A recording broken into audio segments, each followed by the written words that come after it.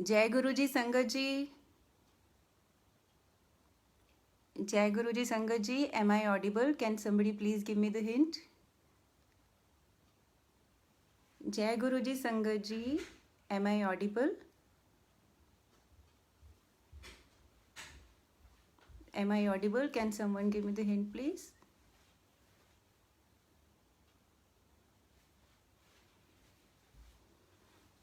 जय Guru ji.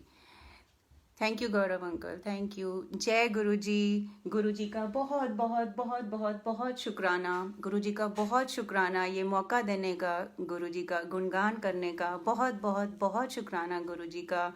Thank you आप सब लोगों का। And thank you so much, मेरे तहे दिल से wholeheartedly gratitude to Sonia Kathuria aunty, Gaurav uncle and entire team of blessings पे जो इस प्लेटफॉर्म को बनाए हुए हैं और सेल्फलेस सेवा करते हैं। Thank you so much Gaurav uncle, Sonia aunty and the entire team of blessings. शुक्राना गुरुजी। गुरुजी मुझे आज्ञा दो और प्लीज़ गुरुजी आप ही मेरे वोकल कॉर्ड्स को कंट्रोल करो, वही बुलवाना जो बुलवाना चाहते हो गुरुजी। इस वक्त जो भी सत्संग सुन रहा है या जो नहीं भी सुन रहा, सबको ब्लेस करना गुरुजी। आज्ञा दो और जो बोलूं सच बोलूं, और बस आप ही वोकल कॉर्ड्स को कंट्रोल करो। आज्ञा दो गुरुजी। अनंतम शुक्राना। संगत जी, पहले तो मैं आपको ये बता दूं कि 5 जुलाई को गुरु पूर्णिमा पे भी जब सत्संग किया था ना, तो वो मेरे लिए लाइव सत्संग की सेवा मिली थी, तो वो भी मेरे लिए बहुत बहुत बहुत स्पेशल था क्योंकि वो गुरु पूर्णिमा थी। उस दिन मैं गुरु जी से जुड़ी थी, फर्स्ट टाइम बड़े मंदिर गई थी, और कह सकते हो आप मेरी गुरु जी के साथ एनिवर्सरी थी। गुरु पूर्णिमा था, हिंदी की बुक रिलीज हो रही थी, तो बहुत मायनों में वो दिन मेरे लिए बहुत सिग्निफिकेंट था, इसलिए मुझे बहुत बहुत बहुत अच्छा लगा उस दिन भी लाइव सत्संग करना। उसी तरह से आज का दिन भी मेरे लिए बहुत इम्पॉर्टेंट है। क्यों? क्योंकि आज मेरी मदर इन लॉ का, जो गुड़गांव में रहती हैं, शकुंतला मदान आंटी, मेरी मम्मा हैं, उनका आज बर्थडे है। तो गुरुजी उनको बहुत बहुत बहुत long happy and healthy life दें। तो ये मेरे लिए बहुत अच्छी बात है कि आज मुझे लाइव सत्संग शेयरिंग का मौका मिला है, जो मेरी मम्मा, मेरी मदर इन लॉ का बर्थडे है। जब सोनिया कथुरिया आंटी ने पूछा कि आप कब आना चाहोगे अब, तो मेरे मन में पहला यही निकला कि 19 जुलाई मम्मी का बर्थडे है, तो इस तरह से मम्मी को ब्लेसिंग्स भी मिलेगी, अच्छा रहेगा। तो मेरी मम्मी को, मेरी मदर इन लॉ को हैप्पी बर्थडे, और उनको गुरुजी बहुत ब्लेस करें, खुशियां दें, उनकी झोली खुशियों से भर दें। उनकी हेल्थ थोड़ी ठीक नहीं रहती है, गुरुजी उनको बहुत ब्लेस करना, बहुत खुशियां देना। थैंक यू सोनिया आंटी आज के दिन मुझे ये सेवा देने के लिए, तो शुक्राना गुरुजी का। अच्छा संगत जी, अब मैं आपसे ना ये शेयर करूंगी कि मैं स्टार्ट ही ऐसे करूंगी। ये आप गद्दी देख रहे हैं ना, ये सबसे रीसेंट सत्संग है, ये एक ब्लेस्ड गद्दी है। मैं आपसे ये शेयर करना चाहूंगी इतनी रिसेंटली इस गद्दी से कैसे गुरुजी ने ब्लेस किया। एक्चुअली क्या था, जब 3.5 to 4 years अगो जब हम लोग यूके में शिफ्ट हुए थे ना संगत जी, तो जब हम फर्नीचर लेने गए थे ना, तो मेरे हस्बैंड को 3 सीटर सोफ़ा बहुत पसंद आया था। लेकिन उस जो मॉडल, जो स्टाइल उनको पसंद आया था ना, उसमें 2 सीटर और 1 सीटर सोफ़ा नहीं था, और नहीं होता है, बनता ही नहीं है। तो मैंने अपने हस्बैंड को बोला कि अगर ये 3 सीटर सोफ़ा लोगे तो ड्राइंग रूम जो है खाली खाली रहेगा। तो मैंने कहा कि ना नॉर्मली ड्राइंग रूम का जो कंसेप्ट होता है 3 सीटर, 2 सीटर, 1 सीटर होता है, तो वो देखते हैं, उसमें भी बहुत ऑप्शंस हैं। तो हम लोगों ने काफ़ी डिस्कस किया, मैंने उनको बहुत कन्विंस करने की कोशिश करी कि वो वाला ले लो, वो वाला ले लो, बट ही वॉज लाइक नहीं, ये इससे ड्राइंग रूम बहुत अच्छा लगेगा, ये बहुत मेरा इस पर मन आया हुआ है। तो फिर उन्होंने खुद ही सजेस्ट किया, कहते हैं कि ना मधु ऐसा करते हैं, हम 2 3 सीटर सोफ़ा ले लेते हैं, जिससे हमारा ड्राइंग रूम भी भरा रहेगा और मुझे ये बहुत पसंद है, मेरे मतलब का स्टाइल भी आ जाएगा। तो मैंने कहा ठीक है, अब उनका इतना दिल आया हुआ था, तो हमारे ड्राइंग रूम में 2 3 सीटर सोफ़ा आ गए, यानी हमारे पास 2 सीटर या 1 सीटर सोफ़ा नहीं था। हमें इससे कोई प्रॉब्लम थी नहीं। लेकिन मैं गुरुजी की शरण में आई 2018 में। जब गुरुजी की शरण में आई और गुरुजी की ब्लेसिंग्स मिलने लगी, तो मन में चाह हुई कि घर में भी गुरुजी का सत्संग करना चाहिए। तो जब गुरुजी का फर्स्ट सत्संग किया ना, तो वही 3 सीटर सोफ़ा को हम सेंटर में लाए, बहुत प्यार से श्रद्धा से दरबार सजाया और सत्संग हो गया, अच्छा लगा, बड़ा लगा। सेकंड सत्संग हुआ, फिर भी यही किया। थर्ड सत्संग हुआ, फिर भी यही किया। लेकिन जब तक फोर्थ सत्संग हुआ ना, तब तक मन किया कि फॉर अ चेंज अब हमें मन कर रहा है कि ना कोई सिंगल सीटर सोफ़ा होता तो गुरुजी की गद्दी लगाते। तब मैंने बहुत मिस किया, लेकिन ये बात मन ही में रखी मैंने। ठीक है जी। उसके बाद क्या हुआ, अब ये लॉकडाउन हो गया। लॉकडाउन हुआ तो फिजिकल सत्संग में जाना बंद हो गया। तो फिजिकल सत्संग में जाना बंद हुआ तो संडे को ना, जैसे आज भी था, ग्लोबल सत्संग होता है जिसकी प्लेलिस्ट आती है। तो वो जो इस महामारी से निपटने के लिए गुरुजी से कलेक्टिव अरदास, कलेक्टिव प्रेयर, वो या तो वो ग्लोबल है या वो यूरोपियन है, लेकिन वो मास सत्संग है। और मैं अप्रैल बिगनिंग से आज तक एवरी संडे वो सत्संग करती हूँ। कैसे? मैं प्लेलिस्ट चलाती हूँ, घर पे चाय प्रसाद बनाती हूँ, कड़ा प्रसाद बनाती हूँ, आरती करते हैं हम लोग, फैमिली को इन्वॉल्व करती हूँ। तो ऐसे मैं करती हूँ। वो कब से? अप्रैल से ये जून 3rd वीक तक ऐसा चल रहा था। और मैं बहुत प्यार से करती थी। संडे को मेरी और कोई भी बुकिंग या अपॉइंटमेंट होती थी मैं मना कर देती थी, क्योंकि मुझे लगता था कि इस सत्संग से मेरा कनेक्शन हो रहा है। और एक बार तो मेरी तबीयत खराब थी, उस सत्संग के एंड में आरती में मुझे पता नहीं क्या हुआ, मैं डांस करने लग गई और उसके बाद मेरी तबीयत बिल्कुल ठीक हो गई। तो ये सत्संग से ना मुझे बहुत अच्छा कनेक्शन होता है। तो ये सत्संग मैंने कभी जून के 3rd वीक में क्या हुआ, संडे का सत्संग था। तो संगत जी, जब मैं सत्संग कर लिया ना, आरती कर ली, तो मैंने गुरुजी से कहा, गुरुजी मैं संडे को सत्संग करती हूँ, चाय प्रसाद भी बनाती, सब करती हूँ, आप आते हो ना गुरुजी? तो मुझे बहुत ना स्ट्रांग पंजाबी में अंदर से आवाज़ आई, जो मुझे बाद में श्योर हो गया कि वो गुरुजी की आवाज़ थी। तो जैसे गुरुजी कहते, तो सब कुछ तो करती है लेकिन मेरी गद्दी नहीं लांदी। And that was the fact. मैं गुरुजी की गद्दी नहीं लगाती थी, क्योंकि मेरे पास 3 सीटर सोफा था, सिंगल सीटर सोफा था नहीं। और 3 सीटर सोफा थोड़ा मतलब क्यूम्बरसम होता है कि उसको उठाओ, मतलब शिफ्ट करो सेंटर में। तो मैं गुरुजी के बड़े स्वरूप रखती थी, 2 ड्राइंग रूम में है, चरण कमल रखती थी, सब कुछ करती थी, बस गद्दी नहीं लगाती थी। तो मुझे लगा कि चाहे ये मेरा मन का वहम है कि ये गुरुजी की आवाज़ है या मेरी आवाज़ है, चाहे कुछ भी है, लेकिन अगर ये थॉट मन में आया है ना, तो मुझे नेक्स्ट संडे सत्संग में गद्दी तो रखनी चाहिए। मैंने कहा, गुरुजी मैं ज़रूर गद्दी रखूंगी, मेरे पास ऑल दो ऑप्शन है नहीं ज़्यादा, लेकिन मैं कुछ करूंगी। तो मैंने कहा, हाय रियली, मेरे पास काश की सिंगल सीटर सोफा आता तो बहुत अच्छे से गुरुजी की गद्दी सजाती। तो नेक्स्ट संडे सत्संग में मैंने क्या किया, जो भी मेरे पास लिमिटेड ऑप्शन थी उसमें से मैंने अपनी बेटी की जो स्टडी टेबल सेट होता है ना, उसकी चेयर उठाई, तो उस पर गुरुजी की गद्दी लगाई। और मैं कही जा रही हूँ, गुरुजी हाय गुरुजी आपको बहुत टाइट लग रहा होगा ना इसमें, सॉरी मेरे पास अभी कोई ऑप्शन नहीं है, काश की सिंगल सीटर सोफा होता। कोई नहीं गुरुजी, मैं जैसे ही टाइम मिलेगा मैं लूंगी, मुझे पता है आपकी गद्दी के लिए एक अच्छा सोफा होना चाहिए। तो वो चेयर पे ही उस दिन, उस संडे सत्संग को, ये जून एंड वाला संडे का सत्संग था, जब मैंने अपनी बेटी की स्टडी टेबल वाली चेयर पे गुरुजी की गद्दी लगाई, क्योंकि गुरुजी ने बोला था कि तू सब कुछ ते कर दी है, गद्दी नहीं लांदी। तो ठीक है जी। उसके बाद किसी संगत को ना ऐसे विजन में आया था कि मधु आंटी मुझे गुरुजी दिखा रहे हैं कि वो आपके घर 1 जुलाई को आना चाहते हैं ब्लेस करने के लिए, तो आप अपने यहाँ 1 जुलाई को सत्संग रखो। देखो वैसे तो डायरेक्ट कनेक्शन होना चाहिए गुरुजी के साथ, लेकिन अगर किसी को विजन आया और उसमें पॉजिटिव चीज़ है सत्संग रखने वाली, तो उसको फॉलो करने में कोई बुराई नहीं है। तो मैंने सर आंखों पे रखा, मैंने कहा बिल्कुल। तो 1 जुलाई को सत्संग रखा घर पे, जिसकी हमने लाइव स्ट्रीमिंग करी जूम पे। वो वर्किंग डे था, लेकिन फिर भी क्योंकि गुरुजी आना चाहते थे, किसी को विजन आया था, तो घर पे सत्संग रखा। अगेन संगत जी, मैं ये बोल रही हूँ कि डायरेक्ट कनेक्शन रखना चाहिए गुरुजी से। इसमें सिर्फ सत्संग करने की बात थी, इसलिए मैंने फॉलो किया। तो 1 जुलाई को जब सत्संग हुआ ना, तो फिर से वही किया, हमने 3 सीटर सोफा को सेंटर में लाए और हमने गुरुजी का दरबार बनाया। तो उसके बाद जब सत्संग हो गया 1 जुलाई नाइट को, इस बार मैंने बहुत ही स्ट्रांगली अपने हस्बैंड को बोला, सच में मुझे रियली सिंगल सीटर सोफा की कमी लग रही है, मेरा बहुत मन करता है कि सिंगल सीटर सोफा पे गुरुजी की बहुत अच्छी गद्दी लगाऊं। तो इस बार मेरे मन में बहुत स्ट्रांग ये चाह थी, और मैं अपने हस्बैंड को भी बोला। ये कब की बात है? 1 जुलाई इवनिंग। संगत जी, हमारे यहाँ ना एक रमन आंटी हैं, वो यूके से इंडिया शिफ्ट हुई हैं, और उनका ना 31 मई को लास्ट वीज़ा था, लेकिन कोविड की वजह से उनका वीज़ा एक्सटेंशन हो गया था। उन्होंने 9 जुलाई को फाइनली यूके से इंडिया जाना था, उनकी फ्लाइट थी, तो वो शिफ्ट हो रही थी, यानी उनको पता था कि उन्होंने शिफ्ट होना है। तो उनका 2-3 महीने से ना घर की सारी चीज़ों का सेल ऑफ चल रहा था। उनकी सारी चीज़ें स्मूथली, जैसा कि मुझे सुनने में आया, सेल ऑफ हो गई, डील्स थ्रू हो गई, चाहे वो गाड़ी थी, बाकी फर्नीचर था। तो जैसे मुझे उनसे सुनने में आया कि ना ये जो सोफ़ा था ना, ये सोफ़ा समहाउ इसकी डील हो ही नहीं रही थी सिंगल सीटर सोफ़ा की, और उन्होंने ये सिंगल सीटर सोफ़ा अपने घर में सिर्फ गुरुजी की गद्दी के लिए ही यूज़ किया था। जब जब उनके यहाँ सत्संग होता था, उन्होंने इसी सिंगल सीटर सोफा पे गुरुजी की गद्दी लगाई थी। इसलिए वो गुरुजी से अरदास करती थी, गुरुजी मेरा बहुत मन है ये गद्दी, ये सिंगल सीटर सोफा किसी संगत की आई जाए। वो जब जब ये अरदास करती थी तो उनकी आंखों के सामने मेरा चेहरा आता था, लेकिन वो इस चीज़ को शायद या तो समझ नहीं पाई, या उन्होंने हेजिटेट किया मुझसे पूछने के लिए कि आप ये लोगे। एक बार नहीं, 2 बार नहीं, 3-4 बार जब जब उन्होंने कहा गुरुजी मैं चाहती हूँ ये गद्दी, ये सिंगल सीटर सोफा किसी संगत के यहाँ जाए, उनकी आंखों के सामने मेरा चेहरा आया।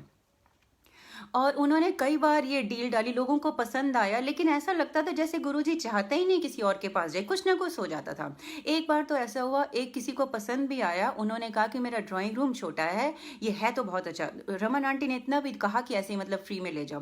कहने का मतलब ये है कि गुरुजी ने डिसाइड कर रखा था कि ये कहाँ जानी है।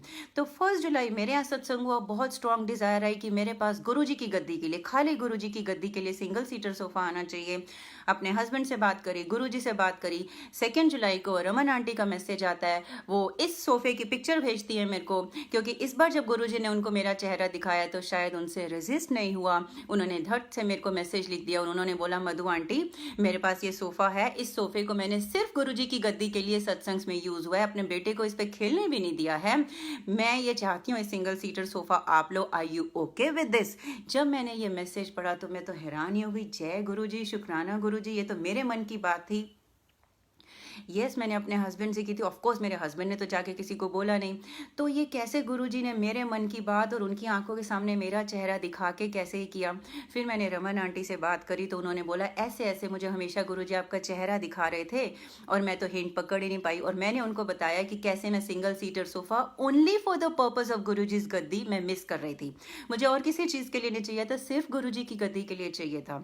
तो गुरुजी का बहुत बहुत बहुत बहुत बहुत शुक्राना गुरुजी का कि गुरुजी ने इससे रमन आंटी को भी ब्लेस किया, मुझे भी ब्लेस किया। ये पावन सुंदर प्यारी ब्लेस्ड गद्दी हमारे घर में आई। और गुरुजी देखो, अब इस सत्संग से पता चलता है ना, गुरुजी की दी हुई गद्दी है, मतलब कितनी ब्लेस्ड है ये गद्दी।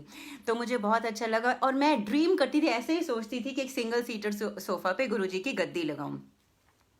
एंड यू नो संगत जी, 2 महीने पहले जब उन्होंने शुरू किया था ना शिफ्टिंग का प्रोसेस रमन आंटी ने, तो वो ना उनके हस्बैंड ना ये सोच के थोड़ा सा परेशान थे कि गुरुजी का बहुत बड़ा साइज का उनके पास स्वरूप है, वो ऐसे जब शिफ्ट कर रहे हैं उनके पास इतना सारा लगेज है, उसको रिस्पेक्टफुली वो कैसे कैसे लेके जाएंगे। तो इस चीज़ के लिए वरीड थे। जिस दिन वो हस्बैंड वाइफ बात कर रहे थे, मैं बाई चांस तो नहीं कहूँगी लेकिन हुआ ऐसा ही, नेक्स्ट डे गुरुजी ने पवन को, मेरे हस्बैंड को, पवन अंकल को प्रॉम्प्ट किया, मेरे हस्बैंड ने उनके हस्बैंड संदीप अंकल को फ़ोन किया, उन दोनों की आपस में बात हुई। तो पवन अंकल ने उनको बोला कि आपका कोई भी सामान जो आपको ले जाने में मुश्किल हो रही हो तो हमारे यहाँ छोड़ जाना, मैं तो हर मंथ इंडिया जाता रहता हूँ। देखो उनकी प्रॉब्लम कैसे गुरुजी ने सॉल्व कर दी। तो ये उसी वक्त डिसाइड हो गया था कि वो अपने जो उनके पास बहुत बड़ा स्वरूप है वो हमारे यहाँ छोड़ के जाएंगे। तो अब जब ये 2 जुलाई को रमन आंटी ने मुझे बोला कि गद्दी, और हमारे डिसाइड हो गया कि गद्दी हमारे यहाँ आएगी, तो मैंने उनसे पूछा कि अभी भी वो स्वरूप आप हमारे पास छोड़ के जाओगे? तो वो कहने लगे कि हाँ जी। तो मैंने कहा फिर तो मैं खुद आऊँगी, गुरुजी की गद्दी और गुरुजी का स्वरूप, यानी एक तरह से एक पूरा दरबार ही रिस्पेक्टफुली लेके आऊँगी मैं आपके यहाँ से। तो अब और इसमें सत्संग यहाँ तक ही ख़त्म नहीं हुआ, गुरुजी मुझे प्रॉम्प्ट कर रहे हैं आगे भी शेयर करने के लिए। ये बात तो हो गई कि उनकी प्रॉब्लम भी सॉल्व हो गई, हमारी प्रॉब्लम भी सॉल्व हो गई, गुरुजी ने बहुत अच्छे से हम दोनों को ब्लेस किया, शुक्राना गुरुजी का। फिर रमन आंटी बोलती हैं कि ना आप कब आओगे? कहती हैं कि ना मंडे मत आना, कहती हैं वीकेंड आ जाओ। उस वीकेंड भी शायद मैं बिजी थी, हाँ उस वीकेंड में हिंदी बुक रिलीज थी। मैंने कहा नहीं वीकेंड नहीं आ सकती, मैं बिजी हूँ, मंडे आप बिजी हो। और ट्यूसडे को गुरुजी का बर्थडे था, तो मैंने बोला कि ना ऐसा करते, गुरुजी के और हमारे यहाँ ना एक सुनंदन अंकल है, बहुत प्यारे हैं, गुरुजी उनको बहुत ब्लेस करे, उनके आना बर्थडे का सत्संग था। वैसे तो फिजिकली सत्संग हो नहीं रहे हैं, वर्चुअली था, लेकिन सेवा ले रखी तो मैंने उनके यहाँ जाना था, तो सोचा था सेवा देने जाऊंगी तो मैं माथा भी टेक लूंगी। तो जब रमन आंटी से बात हो रही थी ना आप कब आओगे, तो गुरुजी ने कैसे मेरे मन में डाला कि भाई मैं जाऊं तो लंगर प्रसाद क्यों ना लेके जाऊं, जो संगत जा रही है उनको लंगर प्रसाद की ब्लेसिंग मिले। तो मैंने झट से बोला कि ना सुनंदन अंकल जो बर्थडे सत्संग रखने हैं ना, वहाँ से लंगर प्रसाद लेके आपके आएंगे। कहते हैं हाँ इससे बढ़िया बात मेरे लिए क्या हो सकती है। मैंने कहा डन, ये सब गुरुजी ही कर रहे हैं। और जब ये बात हो रही थी ना, जब रमन आंटी से मैं फिक्स कर रही हूँ ना, तब मेरे मन में ना पता नहीं अविनाश आंटी आ रही है कि काश के अविनाश आंटी भी चले। बाद में पता चला कि रमन आंटी बहुत ज्यादा मिस कर रही थी अविनाश आंटी को देखने को, कि जाने से पहले उनको देख लूं। रमन आंटी अविनाश आंटी को देखने के लिए मिस कर रही है।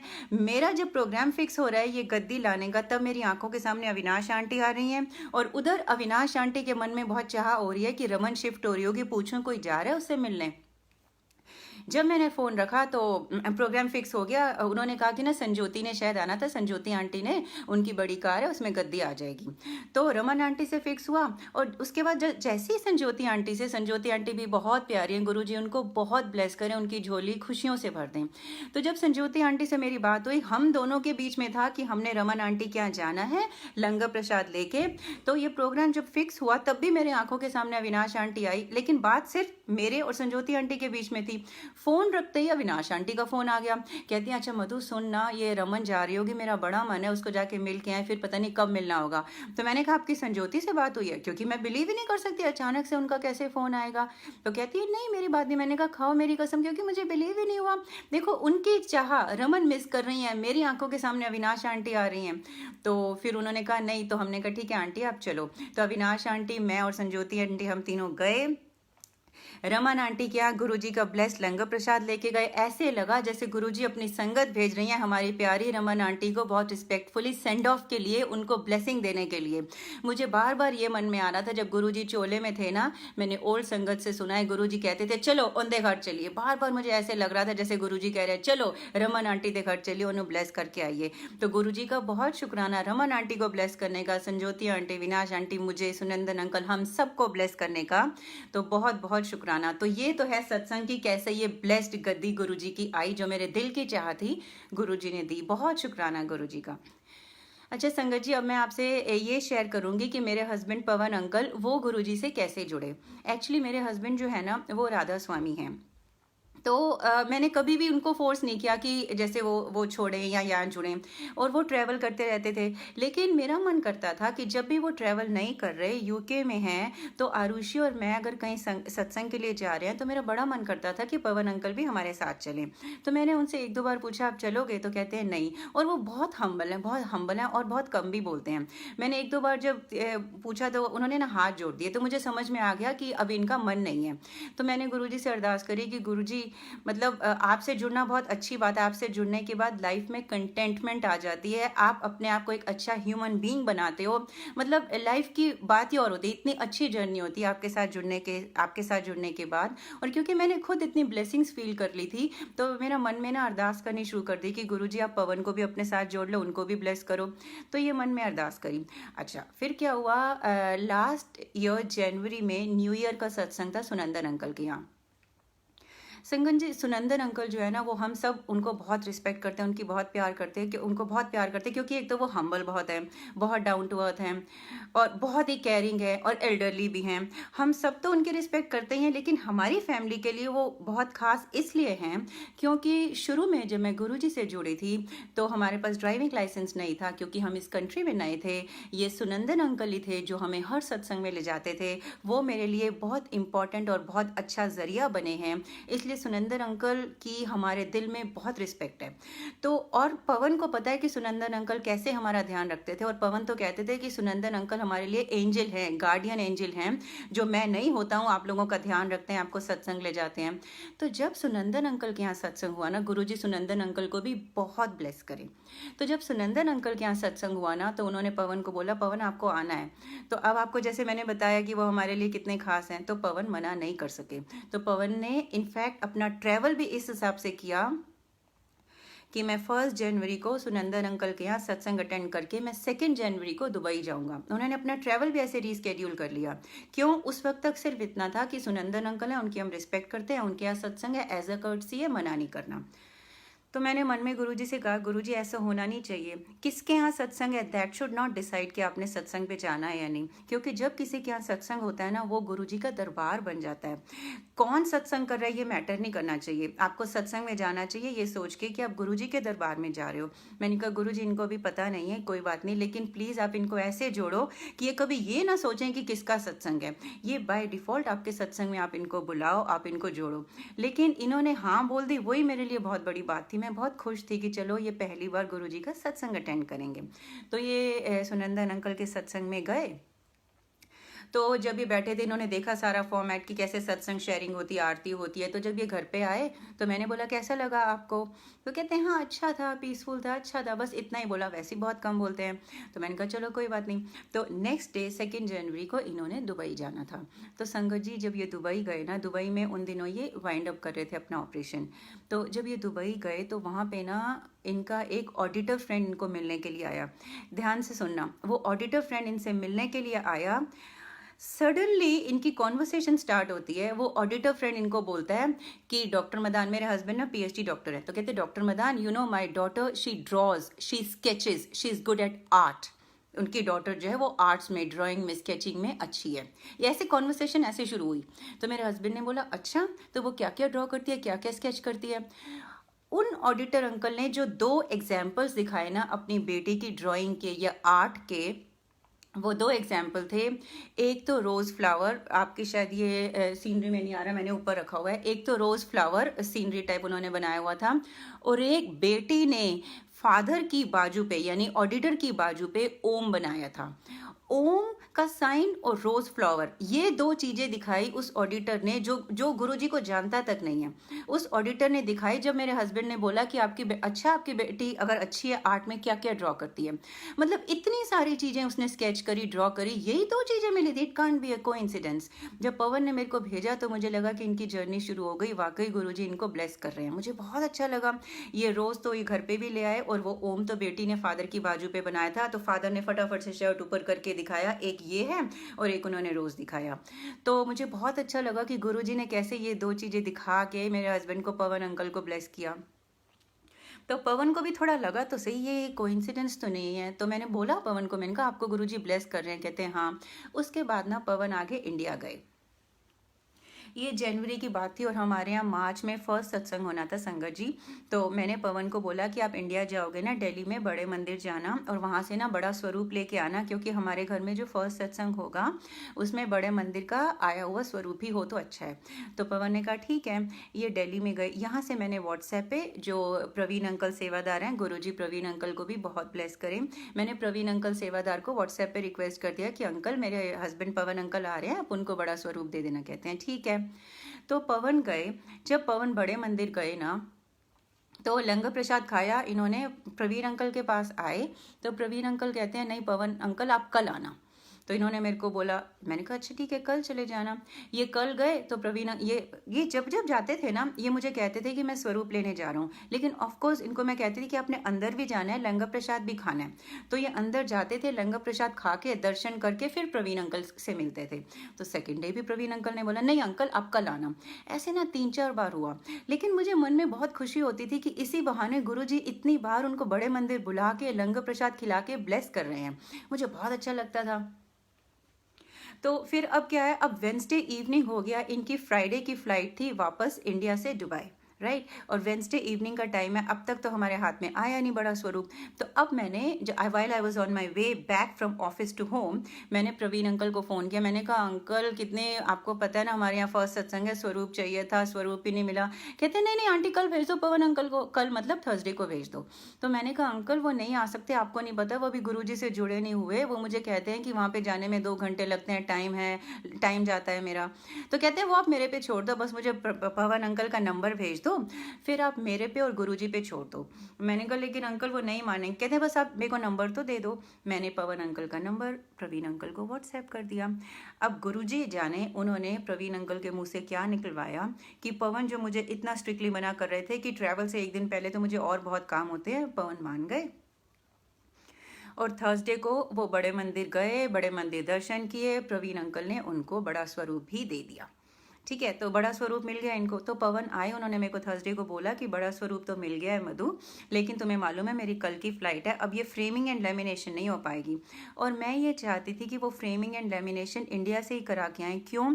क्योंकि जब उन्होंने आना था उसके बाद सिर्फ हमारे पास 2 दिन थे, यूके में पॉसिबल नहीं था फ्रेमिंग एंड लेमिनेशन, और यहाँ पे कॉस्टली भी बहुत है। तो इनको मैंने बोला था कि आप वहीं से करा के आना। कहते हैं अब देखो थर्सडे नाइट हो गई है, कल मेरी फ्लाइट है। तो मैंने कहा आप स्टूडियो जाओ, उसको बोलो अर्जेंट है। तो ये मान गए, स्टूडियो गए। इन्होंने स्टूडियो वाले को अर्जेंट तो बोला, ये नहीं बोला इन्होंने कि मैंने ट्रैवल करना है। तो उसने बोला कि अर्जेंट है, ठीक है दे दूंगा। उसने क्या किया, गुरुजी के स्वरूप पे ना ग्लास फ्रेमिंग कर दी। संगत जी मैं आपको दिखाऊंगी, ये वाला स्वरूप था।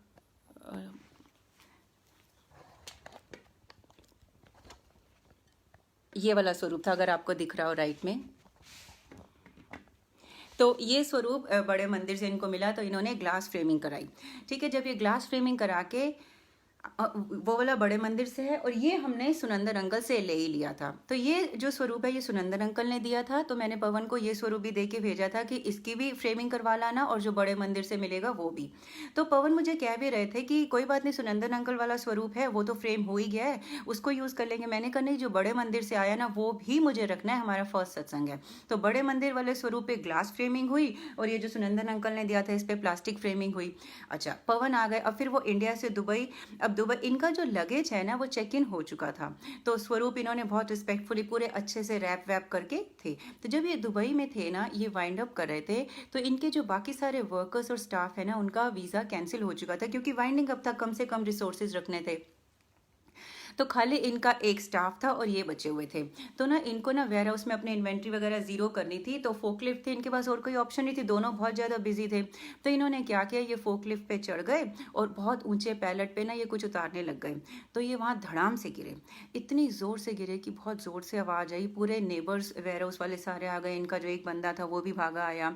ये ज़मीन पे पड़े हुए थे, तो उन्होंने सोचा कि इनको हॉस्पिटल ले जाते हैं। तो ये कहते no no I am fine, I am fine. वो सब हैरान हो गए, इतनी ऊंचाई से गिरे हैं। तो इन्होंने बोला आई एम फाइन, बस इनकी बाजू पे एक स्क्रैच थी।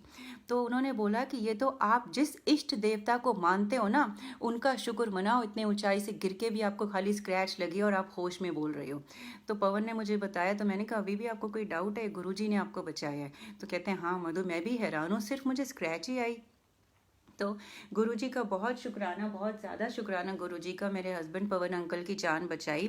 और ये चीज़ प्रूफ भी हो गई कैसे, जब पवन वापस यहाँ पे दुबई से इंडिया आए ना, जब इन्होंने दोनों स्वरूप खोले ना संगत जी, ये स्वरूप तो इस पर प्लास्टिक फ्रेमिंग थी, बिल्कुल सही था, लेकिन जो दूसरा स्वरूप था जो बड़े मंदिर से मिला था उस पर टाइम की वजह से, वो ये सारे इवेंट्स तो गुरुजी ने ही करे थे, उसमें ग्लास फ्रेमिंग थी। ग्लास जब हमने ये स्वरूप खोला ना, तो पूरा ग्लास चकनाचूर था, टुकड़े टुकड़े हुए पड़े थे ग्लास फ्रेम के, पूरा चकनाचूर था। तो तब मुझे याद आया, गुरुजी के वचनों में मैंने कहीं पढ़ा था, जदों भी मेरा स्वरूप खंडित हो जावे, नष्ट हो जावे या गुम जावे, ते समझना मैं ਤੁਹਾਡਾ कोई कष्ट टालिया है, ਤੁਹਾਡਾ कल्याण कीता है। मुझे समझ में आ गया कि गुरुजी के कांच, गुरुजी ने अपने ऊपर कष्ट ले लिया। और इस स्वरूप में एक्चुअली पूरे यहाँ फोरहेड से, नोज से होते हुए ना इस स्वरूप में स्क्रैच है, क्योंकि जब ग्लास फ्रेम के टुकड़े टुकड़े थे पूरा वो स्क्रैच है। तो मतलब अगर वो गुरुजी ने ना लिया होता, पवन पे होता। आई एम सैड कि गुरुजी ने अपने ऊपर कष्ट ले लिया, लेकिन गुरुजी तो निरंकार हैं। गुरुजी का बहुत बहुत शुक्राना, गुरुजी ने पवन अंकल की लाइफ बचाई। तो पवन को ना ऐसे जो मैंने आपको चीज़ें बताई हैं ना, जो सत्संग्स बताए हैं, चीज़ें ना सत्संग्स और ब्लेसिंग्स बताई हैं ना, इससे पवन ना जुड़ते गए। अच्छा, और ना सेकेंड या थर्ड विजिट थी पवन की बड़े मंदिर में, तो क्या हुआ, पवन को ना कुछ सालों से ना बैक एक बहुत ज़्यादा होती थी। इन्होंने हर्निया का ऑपरेशन करवाया था, फिर भी इनको बैक में बहुत पेन होती थी। और ये ट्रैवल ज़्यादा करते हैं, वेस्टर्न कंट्रीज़ में कूली होते नहीं है, सामान भी है खुद, और यूके में हमारा घर भी इतना सेकेंड फ्लोर पे लाते थे, तो इनको इतना ना ये सच्ची में चिल्लाते थे दर्द के मारे, बहुत दर्द होता था इनको बैक एक। ये सेकेंड या थर्ड विजिट थी इनकी बड़े मंदिर में, ये गए। तो ये जब गए ना, अंदर घुसे, तो इनको बैक एक बहुत ज़्यादा हुआ। जब ये लंगर प्रसाद करने के लिए बैठे, पीक पे हो गया, बहुत ज़्यादा दर्द हुआ। इन्होंने कहीं जाना था, वो भी कैंसिल कर दिया, तो लंगर प्रसाद खा के सीधा अपने घर गुड़गांव चले गए। तो कहते हैं कि जब मैं गुड़गांव में गया, उस दिन रात को जब मैं सोया, मुझे बहुत दर्द हुआ बैक में। इन्होंने जब मुझे बताया तो मुझे समझ में आ गया, गुरुजी इनका बिल्कुल ठीक कर देंगे। अगले दिन ये सुबह उठे, कह रहे हैं कि मैं इतना लाइट था मधु, मेरा दर्द बिल्कुल गायब। इस चीज़ को 1.5 साल से भी ज़्यादा हो गया है, और आज की डेट में पवन को दोबारा वो दर्द कभी नहीं आया, कभी भी वो बैक एक नहीं हुई, जो सालों से चल रही थी, हर्निया ऑपरेशन से भी ठीक नहीं हुई थी। गुरुजी ने अपना लंगर प्रसाद खिला के ब्लेस करके मेरे हस्बैंड पवन अंकल का बैक एक ठीक कर दिया। गुरुजी का बहुत बहुत बहुत बहुत बहुत शुक्राना। गुरुजी हम सब पर, आप सब पर, सबको ब्लेस करें, सब पर अपनी कृपा बनाए रखें, सबकी हेल्थ इशू, सबकी पेन, इलनेस, सिकनेस दूर करें। तो गुरुजी ने पवन को ऐसे जोड़ा। अब जब इतने सब चीज़ें हो गई, एक और बताती हूँ मैं आपको कि ना जब पवन अपना दुबई का ऑपरेशन वाइंड अप कर रहे थे ना, तो वहाँ क्या हुआ, इनको ना एक प्रॉब्लम आ गई और उस प्रॉब्लम के बाद से पवन जो है बहुत ज़्यादा पूरी तरह से, एक तरह से गुरुजी से कह सकते हो जुड़ गए थे। वो क्या हुआ, ये जब इन्होंने ना अपने फ्री जोन में बोल रखा था कि ये जो ए प्रोडक्ट है ये एंड प्रोडक्ट है और इसके B C D कंपोनेंट्स हैं। तो जब भी हम कोई इनवॉइस बनाते हैं तो ए प्रोडक्ट को आप जब अपनी बिल ऑफ एंट्री अपने उसमें से निकालते हो अपने सिस्टम में से, तो आपने B C और D प्रोडक्ट सिस्टम भी निकालना है, B C और D कंपोनेंट्स भी निकालने हैं। लेकिन वहाँ पे फ्री जोन में वो अरेबिक लोग हैं, शायद वो समझे नहीं, पता नहीं क्या, इतने सालों से वो एंड प्रोडक्ट तो निकालते रहे लेकिन कंपोनेंट्स उनकी सिस्टम में अभी तक भी रहे। तो अब जब वाइंड अप करने का टाइम आया, पवन ने अपनी तरफ से इन्वेंट्री ज़ीरो कर दी। लेकिन जब ये अपना लाइसेंस कैंसिल करने के लिए गए तो उन्होंने बोला आपका तो इतना सारा सामान है अभी अंदर वेयर हाउस में। पवन ने कहा कुछ भी नहीं है, फिजिकली ज़ीरो है। तो उन्होंने जब दिखाया तो पवन ने बोला कि हमने तो आपको बोला था आप जब जब एंड प्रोडक्ट निकालोगे आपने कंपोनेंट्स भी निकालने हैं। तो उन्होंने बोला नहीं, तो ये बात समझ में नहीं आई। तो जब मुझे पवन ने ये प्रॉब्लम बताई तो कहते हैं मधु इतने मिलियन दरम्स की पेनल्टी हो गई है, मैंने इतनी मेहनत से उसको इतना प्रॉफिटेबल बनाया था उस यूनिट को, ये तो बड़ी प्रॉब्लम हो गई है। तो मुझे कहते हैं मधु आप गुरुजी से बोलो ना हेल्प करें। तो मैंने कहा मैं क्या गुरुजी से बोलूँ, गुरुजी से तो डायरेक्ट कनेक्शन होता है। तो मैंने कहा आप एक आध बार सत्संग में भी गए हो, आपने सत्संग शेयरिंग सेशन में सुना भी है। तो मैंने कहा आप, और उस वक्त भी हमारे ड्राइंग रूम में गुरुजी का स्वरूप था। मैंने कहा आप भी बैठे हो, मैं भी बैठी हूँ गुरुजी के सामने, तो गुरुजी से अरदास करते हैं। तो हमने बोला गुरुजी प्लीज़ इनकी प्रॉब्लम है, इनको ब्लेस करो। तो मैंने कहा अगली बार जब आप मीटिंग में जाओगे ना इस प्रॉब्लम से रिलेटेड, तो जय गुरुजी बोल के जाना और अपनी पॉकेट में गुरुजी का स्वरूप रख लेना। तो जब ये मीटिंग के लिए गए ना, ऐसा ही किया, इन्होंने जय गुरुजी बोला और इन्होंने गुरुजी का स्वरूप था इनकी पॉकेट में। तो कहते हैं मैं अंदर गया तो मीटिंग अनएक्सपेक्टेडली पॉजिटिव टर्न ले लिया। मीटिंग ने इंडियन डायरेक्टर आ गया और उसने और 2 इंडियन डिप्यूटीज रख दिए। उन्होंने बोला कि help doctor Madan, just satisfy him, make him satisfied and just sort out everything. हम हैरान हो गए। पवन कहते हैं कि जो चीज़ मुझे लग रहा था ये कभी सॉल्व हो भी पाएगी, इतने मिलियन दरम्स की पेनल्टी देनी पड़ेगी, और वो चीज़ मधु ऐसे इतनी आसानी से हो गई। तो उसने तो 2 बंदों को मेरे साथ लगा दिया सपोर्ट करने के लिए कि इनकी सॉर्ट आउट करो प्रॉब्लम। तो मैंने कहा गुरुजी तो ऐसे ही करते हैं। तो तब पवन को पूरा विश्वास हो गया कि नहीं, ये 1-2 बार ऐसे क्लिक ऑफ अ मैटर नहीं है, गुरुजी वाकई अरदास सुनते हैं, आपको ब्लेस करते हैं। जब गुरुजी आपको अपनी शरण में लेते हैं, आपकी सारी प्रॉब्लम्स उनकी हैं और वो आपको पहले लाइफ यानी तन मन धन इस सीक्वेंस से ब्लेस करते हैं। तन मतलब आपकी लाइफ और हेल्थ इश्यूज से ब्लेस करते हैं, आपके हेल्थ इश्यूज दूर करते हैं। मन मतलब इमोशनल और आपके जो रिलेशनशिप रिलेटेड जो भी इश्यूज हैं उन प्रॉब्लम्स को सॉल्व करते हैं। सबसे लास्ट में आपके फाइनेंशियल धन रिलेटेड इश्यूज को सॉल्व करते हैं। तो पवन को विश्वास हो गया। उसके बाद जब भी यहाँ पे होते हैं पवन, जब भी सत्संग होता है ज़रूर जाते हैं और हमारे गुरु परिवार के जो बच्चे हैं उनका ध्यान रखते हैं ताकि बाकी सब लोग मेडिटेट कर सकें, और गुरु परिवार उनको बहुत प्यार करता है। तो मतलब संगत में गुरु जी बसते हैं, इसका मतलब गुरु जी प्यार करते हैं। कितना ब्यूटीफुली हमारी अरदास सुनी गुरु जी ने, और गुरु जी ने मेरे हस्बैंड पवन अंकल को भी अपने साथ जोड़ लिया, इतना ब्लेस किया, उनकी लाइफ बचाई।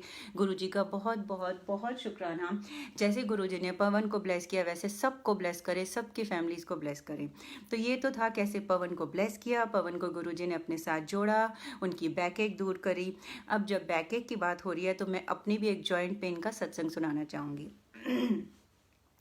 संगत जी क्या हुआ, लास्ट ईयर ना मेरे ना हाथ के जॉइंट्स में ना पेन शुरू हो गई अचानक से, बहुत ज़्यादा। मैं नाइफ भी नहीं पकड़ पा रही थी, इतना ये इन जॉइंट्स में बहुत पेन थी। तो मैं रोती थी। तो मेरी बेटी ने ज़िद करके मुझे ले गई, ब्लड टेस्ट वगैरह कराया।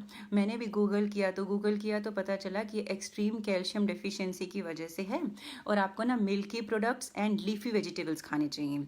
तो जब ब्लड टेस्ट करवाने गए उन्होंने बोला एक्सरे भी करवाओ, ये है वो है, और अगर इंडीड ये कैल्शियम डिफिशियंसी है तो मिनिमम 8 वीक्स के लिए बहुत स्ट्रॉन्ग डोज लेनी होगी मिल्क के साथ।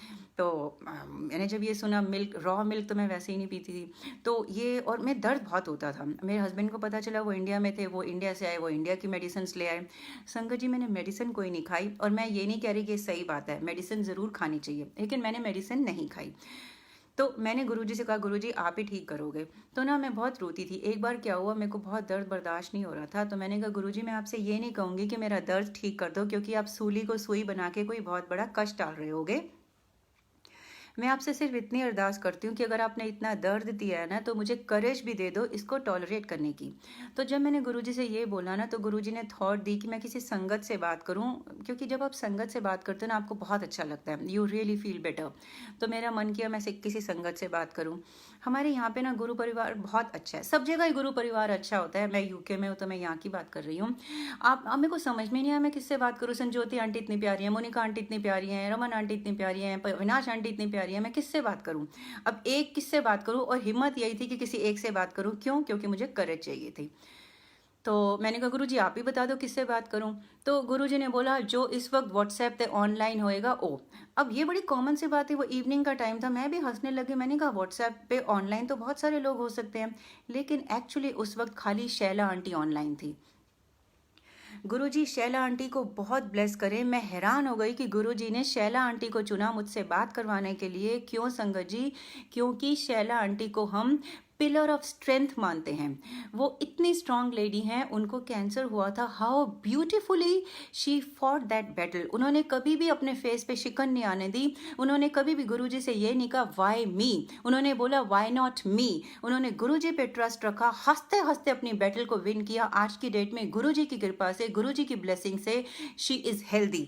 गुरुजी का बहुत शुक्राना शैला आंटी को ब्लेस करने का, और हमें हमारी जिंदगी में शैला आंटी को लाने का, और मुझे उस दिन शैला आंटी से बात करवाने की सलाह देने का। मैं हैरान हो गई कि गुरुजी ने उस वक्त मुझे खाली शैला आंटी को ऑनलाइन दिखाया, ओनली शैला आंटी, और शैला आंटी से बढ़कर कोई हो ही नहीं सकता था। जब मैंने रियलाइज किया कि शैला आंटी ऑनलाइन है, मैं उनसे बात करने वाली हूँ, मेरी आधी प्रॉब्लम तो वहीं सॉल्व हो गई। मुझे अपने आप ही मैं सोचने लग गई कि मधु जब उन्होंने कैंसर जैसी प्रॉब्लम को हंसते हंसते झेला, कितने लेट जाके हमें पता चला कि उनको कैंसर है। वो हंसती रहती थी, हमेशा सेवा लेती थी, मतलब इतने अच्छे से।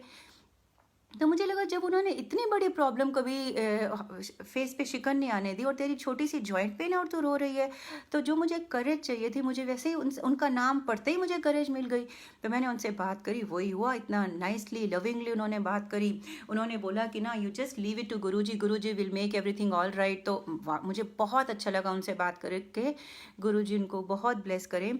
तो देखो मैंने गुरुजी से बोला कि मैं किसी संगत से बात करके करेज मिलनी चाहिए, और गुरुजी ने कैसे किसको चुना मुझसे बात कराने के लिए। वाकई उसके बाद I was feeling really better emotionally, strength wise I was feeling better, although मेरा पेन में कमी नहीं थी। अच्छा, उसके बाद ना 27 जुलाई को हमारे यहाँ एक मोहित अंकल हैं, उनके यहाँ सत्संग था। मुझे समहाउ लग रहा था कि उस सत्संग में मेरा ना ये दर्द बिल्कुल ठीक हो जाएगा। मैंने दवाई लेनी शुरू नहीं करी थी। आई एम सेइंग, मैं नहीं कह रही हूँ कि दवाई ना लेना अच्छी बात है, दवाई लेनी चाहिए, लेकिन मैंने दवाई नहीं ली थी। वो गलती करी, लेकिन दवाई नहीं ली थी। मन में आ रहा था कि गुरुजी ठीक करेंगे, और ये आ रहा था कि 27 जुलाई के सत्संग में गुरुजी मुझे पूरा ठीक कर देंगे। पता नहीं क्यों ये बार बार बहुत स्ट्रांग आ रहा था। तो 27 जुलाई को जब मैं मॉर्निंग में उठी, मेरा 70-80% तो संगत जी बिल्कुल ठीक था pain. I was really surprise. तो अभी तो मैं सत्संग में गई भी नहीं, 70-80% बिल्कुल पेन ठीक था। इतने दिनों के बाद पहली बार ऐसा था कि मुझे बिल्कुल भी पेन नहीं लग रहा था, मैं अपने हाथ हिला पा रही थी, मतलब 20-30% था। उसके बाद जब मैं सत्संग में गई मोहित अंकल के, तो वहाँ जाके मैं लंगर प्रसाद का मेन्यू देख के हैरान हो गई। मैंने क्या बताया संगत जी आपको कि मेरे को कैल्शियम डिफिशियंसी की वजह से milky products, milk and leafy vegetables advice किया गया था, और उस दिन लंगर प्रसाद में साग था और खीर थी। तो मुझे पूरा समझ में आ गया कि गुरुजी मुझे ये लंगर प्रसाद खिला के जो थोड़ी बहुत कमी है वो भी दूर कर देंगे, ब्लेस कर देंगे। तो वही हुआ, लंगर प्रसाद खाया। वो लंगर प्रसाद देखते ही मैं इतना खुश हो गई, मैं बहुत खुश हुई। लंगर प्रसाद खाया, घर पे आई तो बिल्कुल ठीक थी मैं, जैसे कभी जॉइंट पेन हुआ ही नहीं। 27 जुलाई के सत्संग के बाद से मुझे कभी पेन हुई नहीं, और एक्चुअली गुरुजी के सत्संग और लंगर प्रसाद ने ही ठीक किया है। लेकिन मुझे एक चीज़ बाद में जाकर पता चली, एक और ब्लेसिंग थी जिसने इस जॉइंट पेन को ठीक किया। क्या है संगत जी, मेरे को ना उन दिनों में ना रोटी प्रसाद की सेवा मिलती थी। उससे पहले मुझे सब्जी की सेवा मिलती थी, चटनी की सेवा मिलती थी, और अलग अलग सेवा मिलती थी। लेकिन उन दिनों में ना मुझे रोटी प्रसाद की सेवा मिलती थी। मतलब आई वॉज रियली सरप्राइज कि कोइंसिडेंस तो नहीं हो सकता कि जिसके यहाँ भी सत्संग है वो मुझे रोटी प्रसाद की सेवा दे रहा है। मैं गुरुजी को बोलती थी, गुरुजी क्या मैं सब्जी अच्छी नहीं बनाती, क्या मैं मीठा अच्छा नहीं बनाती, मुझे रोटी प्रसाद की सेवा दिए जा रहे हो। कोई बात नहीं, जो भी सेवा, सेवा तो सर आँखों पे। तो मैं बहुत अच्छे से करती थी। ये एक दिन क्या हुआ, जब ये सत्संग हो गया 27 जुलाई का, उसके 2-2.5 महीने के बाद हुआ क्या हुआ, मैं ना वही रोटी प्रसाद की सेवा थी। होता क्या था संगत जी कि जैसे मान लो मुझे 20 रोटी प्रसाद की सेवा मिलती थी ना, मैं जितना भी कोशिश कर लूँ कि मैं बहुत ज़्यादा आटा गूंथूं ताकि सारी 20 के लिए आटा सफिशिएंट हो जाए, लेकिन होता ऐसा था कि आटा ना हमेशा 2-3 रोटी के लिए कम पड़ जाता था। हर बार ऐसा होता था। मैं बड़ी हैरान होती थी। मैं जितना कोशिश कर लूँ ज़्यादा बनाने की, लेकिन 2-3 रोटी के लिए कम पड़ जाता था, यानी मुझे दूसरी बार गूंथना पड़ता था। तो अब ये जब का मैं ये बात बता रही हूँ ना, उस दिन भी ऐसा ही हुआ। उस दिन मुझे बहुत जल्दी थी, नीचे अंकल वेट कर रहे थे, मुझे सत्संग में जाना था। रोटी प्रसाद की मेरी सेवा थी, फिर से वही हुआ, पता नहीं कोई शायद 25 रोटी की सेवा थी, 22 हो गए, 3 रोटी के लिए आटा गूंथना है। और उस दिन भी मैं जब भी सेवा का कुछ बनाती हूँ ना, तो मैं पीछे ना कोई भी रैंडमली प्लेलिस्ट चला देती हूँ, क्योंकि हमारे पास ना एक गुरशबद ग्रुप है व्हाट्सएप में, उसमें हमारे पास दुबई और न्यू जर्सी से जो उनके सत्संग में प्लेलिस्ट चलती है वो आती है। तो मैं रैंडमली कोई प्लेलिस्ट क्लिक करती हूँ और चला देती हूँ। मैं कह रही हूँ रैंडमली, लेकिन चलवाने वाले गुरुजी हैं। उस दिन जो प्लेलिस्ट चल रही थी ना, जब मैं ये रोटी प्रसाद की सेवा कर रही थी, आटा गूंथ रही थी, रोटी बना रही थी, जब 3 रोटी के लिए आटा कम हो गया था, दूसरी बार आटा गूंथ रही थी, उस दिन प्लेलिस्ट जो चल रही थी ना, उसमें ये चल रहा था सेवा का सिग्निफिकेंस। वो जो कीर्तनी है, पाठक हैं, रिस्पेक्टेड पाठक, वो बोल रहे थे कि कोई भी सेवा छोटी या बड़ी नहीं होती। गुरुजी आपको जब भी कोई सेवा देते हैं ना, उसके पीछे बहुत बड़ा रीजन होता है। गुरुजी सोच समझ के देते हैं, आपका कल्याण करने के लिए, आपको ब्लेस करने के लिए। तो कभी भी इस चीज में मत जाओ कि ये सेवा क्यों मिली है, ये क्यों मिली है, छोटी बड़ी कुछ नहीं, सेवा सेवा है। बहुत भागा वाले होते हैं जिनको सेवा मिलती है, वो ये बोल रहे हैं। और इधर से मैं आटा गूंथ रही हूँ, और जब मैं आटा गूंथ रही हूँ, वो प्लेलिस्ट पे वो बोल रहे हैं इतने स्ट्रांग पंजाबी आवाज में। गुरुजी कहते हैं, ए करा करा के मैं तेरा जॉइंट पेन ठीक कीता है। मतलब आप सोचो कि आटा गूंथने में इन चीज़ों का, जॉइंट्स का कितना यूज़ होता है। ए करा करा के मैं तेरा जॉइंट पेन ठीक कीता है। यानी सत्संग, लंगर प्रसाद, सेवा, इन 3 ब्लेसिंग से गुरुजी ने मेरा जॉइंट पेन बिल्कुल ठीक कर दिया, जीरो कर दिया। मुझे पता ही नहीं कभी मेरा जॉइंट पेन हुआ था। मैंने कोई मेडिसिन नहीं ली, ऑल्दो मेडिसिन लेनी चाहिए, लेकिन मेडिसिन भी तभी लगती है जब गुरुजी ब्लेस करते हैं। तो गुरुजी ने मेरा कैसे जॉइंट पेन गायब कर दिया, लंगर प्रसाद, सत्संग एंड सेवा से। और मुझे सिखा भी दिया कि हर सेवा का सिग्निफिकेंस होता है। तो गुरुजी का बहुत बहुत बहुत शुक्राना मेरा जॉइंट पेन ठीक करने का, मेरे हस्बैंड की बैक एक ठीक करने का। संगत जी, अब मैं आपको एक सत्संग सुनाऊंगी हीटर का। संगत जी, क्या हुआ कि हम यहाँ पे समर्स होती है, यहाँ अप्रैल ऑनवर्ड्स, तो मार्च में ना, ये लास्ट ईयर या लास्ट टू लास्ट ईयर कोई मार्च था, उस मार्च में ना हमारा हीटर काम करना बंद हो गया इस ड्राइंग रूम का। और यहाँ पे इतनी ठंड होती है, इतनी ठंड होती है कि हीटर के बिना तो रह ही नहीं सकते हो। ऑफिस से आते तो इस ड्राइंग रूम में ही बैठते हैं, मन करता है हीटर फुल ऑन हो और चाय लेके बैठें। तो वन फाइन डे में आई तो देखा रूम ठंडा है, हीटर नहीं काम कर रहा। तो 2-3 दिन देखा तो वाकई काम नहीं कर रहा। मेरे हस्बैंड ने भी कहा ये हीटर तो काम ही नहीं कर रहा है। तो हमने लैंडलॉर्ड को कंप्लेन करी, तो लैंडलॉर्ड ने बोला ठीक है भेजते हैं। तो उन्होंने किसी टेक्नीशियन को भेजने में देर लगा दी। फिर हमने फॉलोअप किया तो उन्होंने बोला हाँ हाँ। फिर दूसरी बार टेक्नीशियन आया, फिर हमने फॉलोअप किया तो लैंडलॉर्ड बोलते हैं कि ना आपका हीटर रिप्लेस होगा। संगत जी ध्यान से सुनना, आपका हीटर रिप्लेस होगा, नए हीटर के लिए ऑर्डर प्लेस कर दिया है, उसमें कुछ 4 या 5 वीक्स उन्होंने बोला था लगेंगे। तो अब 4-5 वीक्स तो फॉलोअप करने का बनता ही नहीं है। उसके बाद यहाँ की समर्स आ गई, हमने फॉलोअप किया, उन्होंने कहा हाँ अभी आ जाएगा आ जाएगा। उसके बाद ना हम ही थोड़ा ढीले पड़ गए, क्यों, क्योंकि समर आ गई थी। अच्छा, समर बीत गई, और लेकिन बीच बीच में मेरे हस्बैंड उनसे फॉलोअप करते रहते, तो उन्होंने हाँ कर रहे हैं कर रहे हैं। आप देखो 5-6 महीने बीत गए, नेक्स्ट विंटर भी आ गई। अब जब नेक्स्ट विंटर आई ना, तब तो हमें बहुत ठंड लगी। तो मेरे हस्बैंड ने फॉलोअप किया तो उन्होंने कहा हाँ हाँ। तो इस बार मुझे बहुत गुस्सा आया, मैंने कहा ये क्या है यार, इतने टाइम से चल रहा है। तो मैंने कहा कि मैं बात करती हूँ। तो मैंने उनसे बात करी तो उन्होंने बोला कि ना ऑर्डर प्लेस कर रखा है। मैंने कहा क्या ऑर्डर प्लेस कर रखा है, इतना महीने हो गए हैं। तो मैंने कहा टेक्नीशियन का नंबर दो तो मैं उनसे चेस करती हूँ। तो उन्होंने टेक्नीशियन का नंबर दिया, तो टेक्नीशियन को फ़ोन किया तो उसने बोला कि ना I will have to come and visit your place to take the measurements specifications. मैंने कहा व्हाट, मैंने कहा हमें तो बताया गया कि नया हीटर ऑर्डर कर दिया गया है, अगर आपके पास स्पेसिफिकेशंस नहीं है तो नया हीटर कैसे ऑर्डर हो गया। कहता है I don't know but I have to come and visit your place. तो मैंने स्पेशली उसके लिए मंडे को छुट्टी करी, उसकी वेट करती रही, वो नहीं आया। तो बोलता है मेरी पिछली फील्ड कॉल में देर हो गई, ये सब चलता रहा। फिर उसको मैंने बुलाया, फिर उसने कहा ठीक है आप स्क्रीनशॉट ले लो हीटर का, ऐसे मुझे स्पेसिफिकेशन दे दो, ये सब कुछ चलता रहा। तो फिर इसको स्पेसिफिकेशन भेजी, उसने नया हीटर ऑर्डर किया होगा, फिर 3 वीक्स लगे होंगे। मीनवाइल मैं बैठी थी एक इवनिंग में और बहुत थकी हुई थी, ऑफिस से आई थी और ठंड बहुत लग रही थी, बहुत ज़्यादा ठंड लग रही थी, आई वाज शिवरिंग। और इसका तो कोई सॉल्यूशन दिख ही नहीं रहा था, ये लैंडलॉर्ड और टेक्नीशियन का मतलब बैक एंड फोर्थ ही चलता जा रहा था। तो मैंने गुरुजी से बोला इस बार, काश कि मैंने गुरुजी से ही पहले अरदास कर ली होती। संगत जी ध्यान से सुनना, इवनिंग का टाइम, आई वॉज शिवरिंग, ठंड लग रही है, हीटर नहीं चल रहा है, 6-7 महीने से कंप्लेंट गई हुई है। गुरुजी को बोला, मैंने कहा गुरुजी प्लीज़ हीटर ठीक करवाओ ना, हीटर रिपेयर करवाओ। मैंने क्या बोला, हीटर ठीक कब करवाओगे? मैंने कहा गुरुजी हीटर कब ठीक करवाओगे, कब रिपेयर करवाओगे? रिपेयर वर्ड बोला, और ये कह के मैं ब्लैंकेट में घुस गई क्योंकि बहुत ठंड थी। ये एक इवनिंग की बात है। नेक्स्ट डे मॉर्निंग में ऑल ऑफ अ सडन बिना कॉल किए टेक्नीशियन हमारे घर पे आ गए। हम हैरान हो गए, उन्होंने तो आना नहीं था, नया हीटर आना था और उनके हाथ में तो कोई नया हीटर है नहीं। वो आए, कहते we thought we will check your heater again, और उन्होंने सिर्फ 5 मिनट लगाए हमारे हीटर को ठीक कर दिया।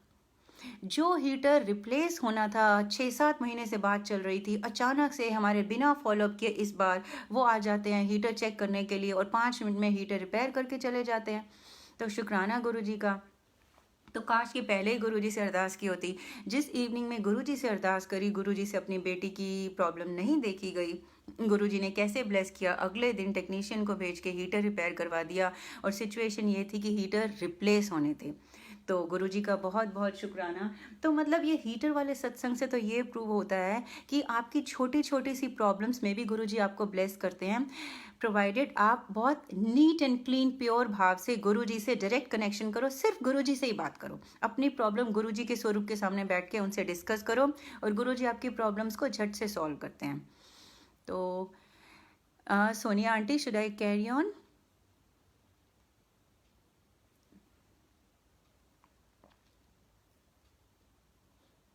Sonia aunty, should I carry on or should I wind up?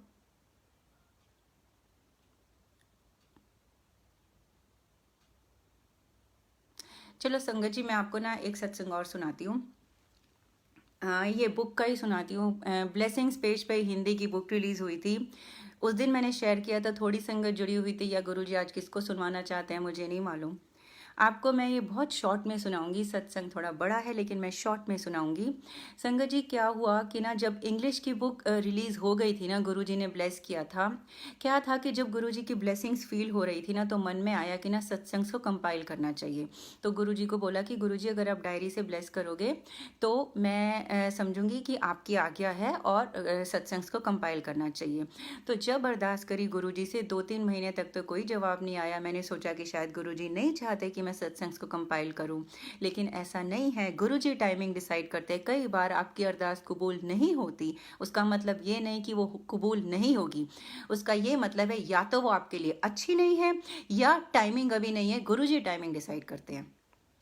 तो वाकई सही टाइम पे गुरुजी ने, जब लॉकडाउन शुरू हो गया, मुझे लगा मेरे पास ज़्यादा टाइम है, क्योंकि जब मुझे डायरी से ब्लेस किया गया था ना, जिन संगत आंटी को, जॉय आंटी को गुरुजी ने टेलीपैथी से बोला था कि तू मधु वास्ते डायरी लेनी है। गुरुजी जॉय आंटी को भी बहुत ब्लेस करें। तो जॉय आंटी को बोला था तू मधु वास्ते डायरी लेनी है, और उसको बोला था कि तूने ऐसे नहीं देनी, डेकोरेट करके देनी है, और तूने मधु को बोलना है कि ओ बुक लिखेगी महिमा ऑफ माई गुरुजी। तो जॉय आंटी के थ्रू गुरुजी ने मुझे डायरी ब्लेस करी और ये आज्ञा दी गुरुजी ने कि मुझे बुक लिखनी चाहिए, महिमा ऑफ माई गुरुजी।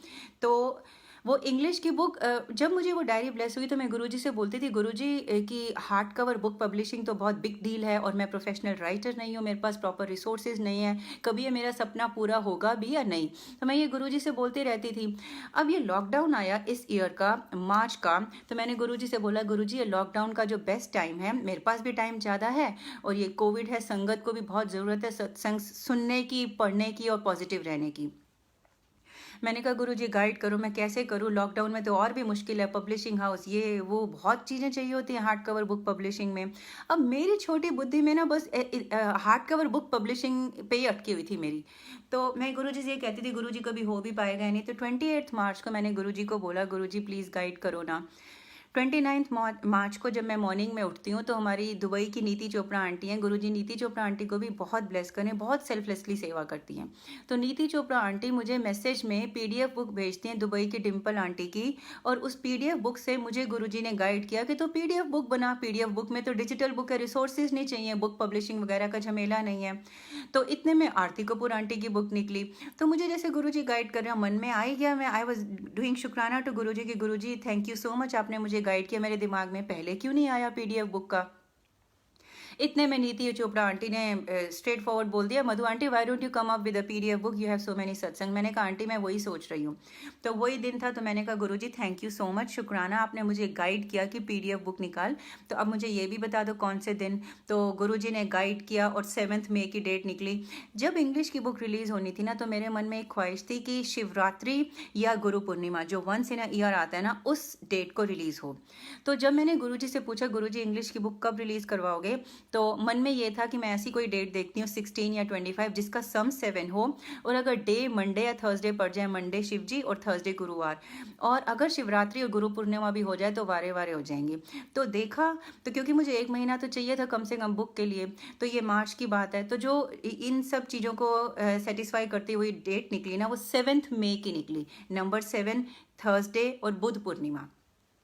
तो मैंने कहा थैंक यू, इतनी ब्यूटीफुल डेट निकलवा दी गुरुजी आपने। तो 7 मई को इंग्लिश की बुक रिलीज़ हुई। इंग्लिश की बुक रिलीज़ होने से 2-3 दिन पहले मैंने अविनाश आंटी से पूछा, जिनको मैं अपनी माँ बराबर समझती हूँ, तो मैंने बोला कि आंटी अपना आशीर्वाद दे दो, बुक रिलीज़ होनी है 7 मई को। तो आंटी बोलती हैं कि ना हाँ वो तो ठीक है, लेकिन तो हमारा भी तो सोचती हिंदी की, हम हिंदी में ज़्यादा कंफर्टेबल हैं। मैंने कहा ओहो, मेरे ये दिमाग में तो आया नहीं, कोई बात नहीं, शायद गुरुजी आपके थ्रू आज्ञा दे रहे हैं कि इंग्लिश की बुक के बाद हिंदी की बुक। तो वाकई ऐसा हुआ, जब इंग्लिश की बुक रिलीज हो गई तो when I heaved a sigh of relief, तो मैंने गुरुजी से बोला गुरुजी व्हाट नेक्स्ट, मेरे लिए अगली सेवा क्या है। तो गुरुजी ने वैसे ही बोला हिंदी दी बुक और एक और सेवा दी। हिंदी की बुक पे तो काम कर लिया और रिलीज भी हो गई, जो एक और सेवा दी वो मैं अभी नहीं बताऊंगी। तो जो हिंदी की बुक है उसकी सेवा गुरुजी ने भी कंफर्म कर दिया कि हिंदी की बुक। तो हिंदी की बुक के लिए फिर मैंने गुरुजी के स्वरूप के सामने बैठ के बोला, मैंने कहा Guruji English to Hindi translation, automatic translation में तो मीनिंग गेट्स लॉस्ट, तो कैसे। तो गुरुजी ने जैसे जैसे गाइड किया, मेरे ब्रदर सुनील अंकल जो चंडीगढ़ में रहते हैं, गुरुजी उनको भी बहुत ब्लेस करे, सुनील अंकल के थ्रू मुझे आइडिया दिया कि ना आप पता करो, हो सकता है कोई इंग्लिश टू हिंदी ट्रांसलेशन सेवा लेने को तैयार हो जाए। तो मैंने मैंने संजीव मोंगा अंकल को बोला, उन्होंने अपने ग्रुप में डाला, और देखो गुरुजी की प्लानिंग देखो। एक गज़ल आंटी हैं जो गुड़गांव में रहती हैं, पीजी हैं, वो हर दिन गुरुजी से कहती थी कि गुरुजी मुझे कोई सेवा दो, कोई सेवा दो, कोई भी सेवा दे दो। और वो प्रोफेशनल ट्रांसलेटर हैं, उनकी मम्मा हिंदी की टीचर हैं। तो वो प्रोफेशनल ट्रांसलेटर हैं, उनकी मम्मा हिंदी की टीचर हैं, और वो हर दिन गुरुजी से सेवा मांगती हैं, इधर मुझे इंग्लिश टू हिंदी ट्रांसलेशन के लिए कोई चाहिए जो सेवा ले सके।